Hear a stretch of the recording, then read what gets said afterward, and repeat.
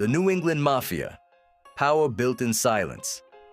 Most people hear mafia, and their mind goes straight to New York. Big headlines, big trials, big personalities. They picture suits, flash, and chaos. But the truth is, one of the most controlled and disciplined mafia territories in the country wasn't New York at all. It was New England. And the reason most people don't talk about it is the same reason it lasted as long as it did. It stayed quiet. It stayed local. It stayed sealed. Because up here, the mafia didn't need to advertise.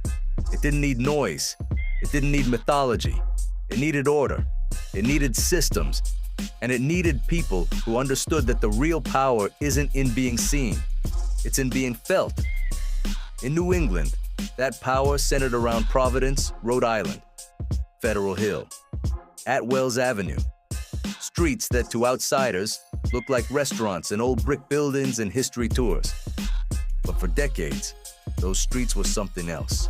A headquarters, a hub, a place where decisions were made and carried out without announcements. The name that sits at the center of this era is Raymond Patriarca. Not because he was the loudest, but because he was the most effective. He didn't operate like a celebrity boss. He operated like a quiet executive. And the way he ran things made New England different from almost every other mafia region in America. Other cities were divided, rival crews, competing bosses, ego wars that brought heat and attention. But New England stayed organized, unified, controlled. Not perfect, not peaceful, but structured. And structure requires rules.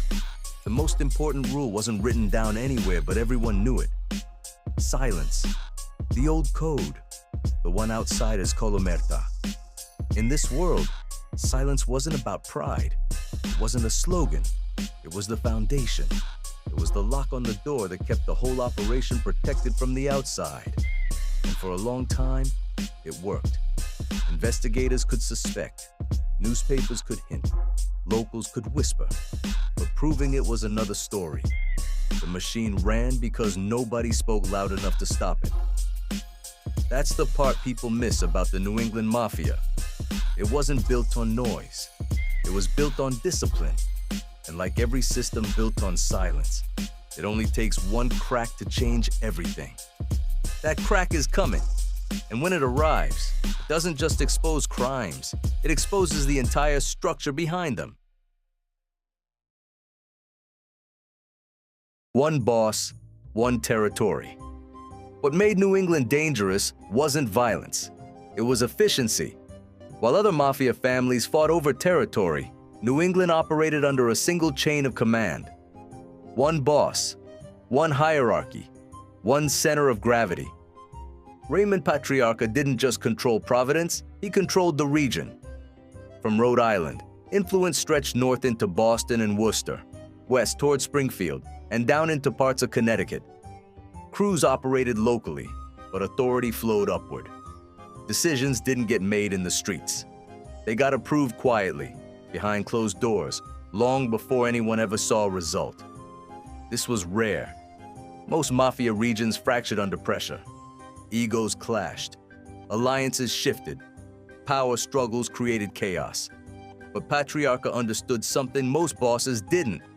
Control doesn't come from fear alone. It comes from predictability, from knowing the rules won't change tomorrow. Patriarca didn't need to show force often because everyone already understood the consequences. Discipline replaced spectacle. Silence replaced swagger. And that kept the tension away. His headquarters reflected that mindset.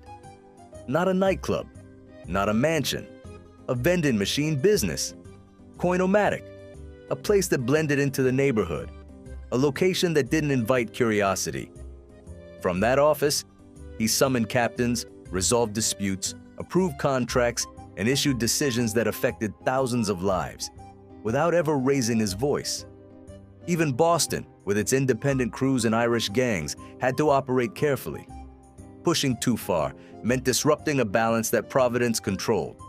And once that balance was disturbed, consequences followed, not loudly, but permanently. Law enforcement struggled to map this structure because it didn't leave obvious fingerprints. Meetings were quiet. Orders were indirect. Violence, when it happened, was purposeful and rare. There were no random explosions, no unnecessary risks. The system worked because everyone played their role.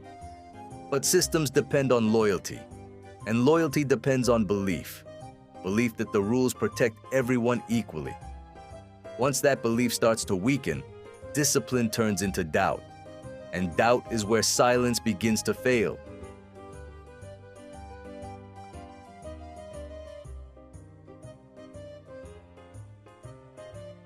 Omertà. Was the infrastructure people misunderstand Omertà because they treat it like a moral code, like it was about honor or pride or tradition. In New England, Omertà wasn't philosophical. It was practical. It was infrastructure. Silence was the load-bearing wall. Every racket depended on it. Gambling only worked if nobody talked. Loan sharking only worked if victims stayed quiet. Union control only worked if negotiations happened off the record. Even violence depended on silence, not just after it happened, but before. Planning stayed internal. Execution stayed precise. Exposure stayed minimal. This wasn't loyalty in the emotional sense. It was mutual survival. If one man talked, everyone paid. So everyone had a reason to keep their mouth shut. That understanding created a kind of discipline that outsiders couldn't penetrate. Guys didn't need to be reminded. They didn't need speeches. They knew the math. Prison sentences were expected. They were part of the deal. A stretch inside didn't make someone a victim. It made them reliable. Doing time without cooperating meant your family was looked after. It meant your name stayed clean. It meant you still belonged. That's why federal cases stalled. Investigators could wiretap, follow, observe, but they needed testimony, and testimony never came. Witnesses disappeared into silence. Suspects went to prison and said nothing. The structure held. Even rumors were managed. Loose talk got corrected early, quietly, without spectacle. The goal wasn't intimidation for the public. It was correction for the inside. Keep the system intact. But pressure builds. It always does. Mandatory minimums got longer. Sentences got harsher. The government stopped playing the short game and started offering deals that rewrote the math. Decades instead of years. Life instead of parole. Protection instead of loyalty. That's when Omertà stopped being a certainty and started becoming a question. Because silence only works when everyone believes it protects them. The moment someone believes the system won't hold, that the boss won't protect them, that the family won't survive, silence turns into fear. And fear doesn't stay quiet forever. Somewhere inside this machine, someone was already cracking. Not loudly, not publicly, just enough to weaken the structure. New England didn't fall apart in a single moment. It fractured slowly, invisibly, and the first fracture wasn't a bullet. It was a decision.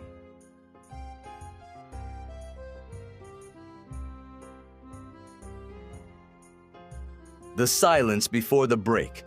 Every system gives off warnings before it fails. They're quiet, easy to miss, especially in a world built on silence. By the late 1960s, pressure was coming from every direction. Law enforcement had adapted. Federal prosecutors stopped chasing small charges and started building long-term cases. Wiretaps improved. Surveillance got smarter. Sentences got heavier. The cost of staying silent was rising. Inside the organization, the rules hadn't changed, but the world around them had. Younger guys didn't see the same guarantees the older generation believed in. Loyalty still mattered, but trust began to thin. Some men started questioning whether the structure that protected their fathers would protect them. Others felt expendable, replaceable, easy to sacrifice. And that's where silence becomes dangerous. Because Omertà only works when everyone believes the system is fair. Once that belief cracks, discipline turns into resentment. And resentment doesn't stay hidden forever. Providence still looked calm. Federal Hill still functioned. Coin-O-Matic still opened its doors. On the surface, nothing had changed, but underneath the balance was shifting. Conversations stopped being certain. Meetings became cautious. Decisions carried hesitation. The machine was still running, but it wasn't as tight. Somewhere in this world was a man who had done what was asked of him. A man who had enforced rules, carried out orders, and accepted consequences. And that man was starting to believe the silence no longer protected him. That belief would change everything. Not all at once, not in public, but permanently. Because once one person decides the rules don't apply anymore, the entire structure becomes vulnerable. And when silence breaks, it doesn't just expose crimes, it exposes the truth behind them. Episode 1 ends here, because the next chapter isn't about power, it's about betrayal, and the name attached to it would echo through New England for decades. Joe Barboza,